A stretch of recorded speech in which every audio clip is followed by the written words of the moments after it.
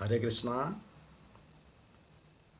आपने अक्सर सुना होगा लोगों को कहते हुए गायत्री साधना के विषय में, विशेष करके कि इस साधना को केवल ब्राह्मण कर सकते हैं, इस साधना को स्त्री नहीं कर सकती, इस साधना को ब्राह्मणेतर लोग नहीं कर सकते, इस साधना को करने के लिए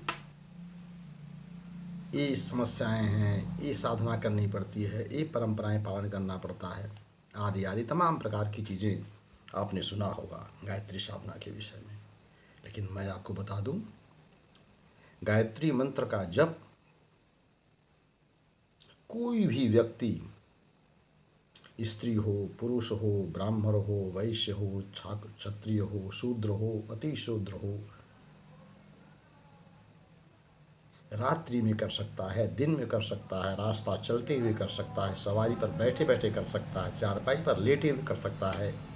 होठ, कंठ, जीभ बिना हिलाए हुए मन ही मन गायत्री मंत्र का जप करने में कोई प्रतिबंध नहीं है, किसी प्रकार का कोई बाधा नहीं है।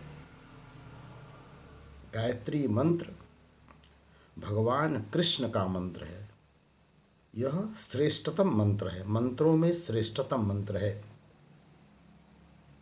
और इस श्रेष्ठतम मंत्र को गीता में भगवान स्वयं कहते हैं कि गायत्री छंदसाम अहम, मैं छंदों में गायत्री हूँ। यानी कृष्ण ही भगवान ही गायत्री हैं, गायत्री ही भगवान है, यानी कृष्ण है, राम है, विष्णु है।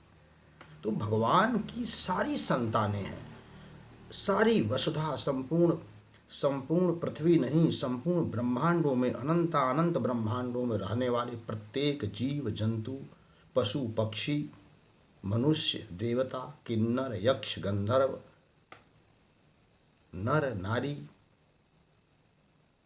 अस्पृश्य अस्पृश्य, पढ़े लिखे ना पढ़े लिखे, वे शिक्षित, विद्वान, ज्ञानी, पंडित, ऋषि, महात्मा, संत, सबके सबको गायत्री मंत्र का जप करने का उतना ही समान अधिकार है। किसी प्रकार का कोई भेदभाव नहीं है, ऐसा वेदों में वर्णन है। इसलिए गायत्री मंत्र का जप प्रत्येक व्यक्ति को करना चाहिए, और जो व्यक्ति गायत्री मंत्र का जप करेगा उसके अंदर की दुष्प्रवृत्तियाँ, उसके अंदर के विकार धीरे धीरे समाप्त होंगे, उसके पाप पुंज धीरे धीरे खत्म होंगे, पुण्योदय होगा, भाग्योदय होगा, सांसारिक जीवन में सफलता, शांति, सद्भाव, सहकार, प्रेम, ज्ञान, प्रकाश, ऊर्जा, क्षमता, विवेकशीलता सबकी प्राप्ति होगी, और संसार के साथ साथ आध्यात्मिक जगत में भगवत प्राप्ति के मार्ग में आपका मार्ग अत्यंत प्रशस्त होगा।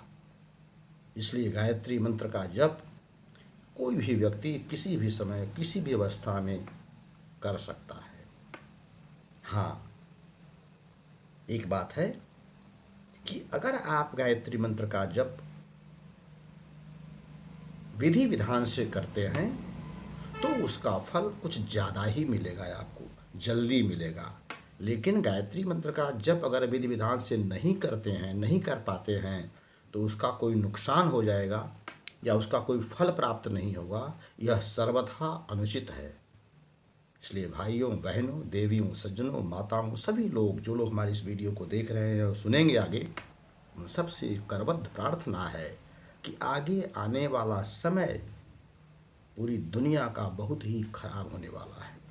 विशेषकर 2032 तक का समय तो अत्यंत ही खराब समय है।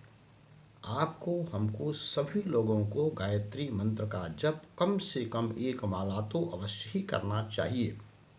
यदि हम 2032 के बाद के युग में अवतरण करना चाहते हैं, यदि हम 2032 के बाद के समय प्रवाह में राम राज्य की परिकल्पना, राम राज्य की क्या परिकल्पना होती है, उसे अपनी नंगी आँखों से, इन आँखों से देखना चाहते हैं, सतयुगीय परंपराओं का, सतयुगीय समाज का क्या चित्रण होता है, यह देखना है 2032 के बाद, तो हम सभी को भगवत शरण में रह कर के गायत्री मंत्र का जप करना ही चाहिए। क्यों करना चाहिए? क्योंकि गायत्री मंत्र ही एकमात्र ऐसा मंत्र है जो हमारी दुर्बुद्धि को हमारी सद्बुद्धि में परिवर्तित करती है। जहाँ सुमति तहाँ संपत्ति नाना, और जहाँ कुमति तहाँ विपत्ति निधाना। जहाँ सद्बुद्धि है वहाँ सब प्रकार की संपत्तियाँ हैं, सब प्रकार की सुख साधन शांति है, और जहाँ कुमति है वहाँ सब प्रकार की दुख बाधाएं हैं। और सद्बुद्धि देने वाली एकमात्र समग्र ब्रह्मांड में अगर 7 करोड़ मंत्रों में अगर कोई एक मंत्र है तो उसे कहते हैं गायत्री मंत्र। गीयते त्राणः इति गायत्री, जो गायन करने वाले की रक्षा कर देती है उसे गायत्री कहते हैं। इसलिए मंत्रों में गायत्री मंत्र का जप सर्वश्रेष्ठ है।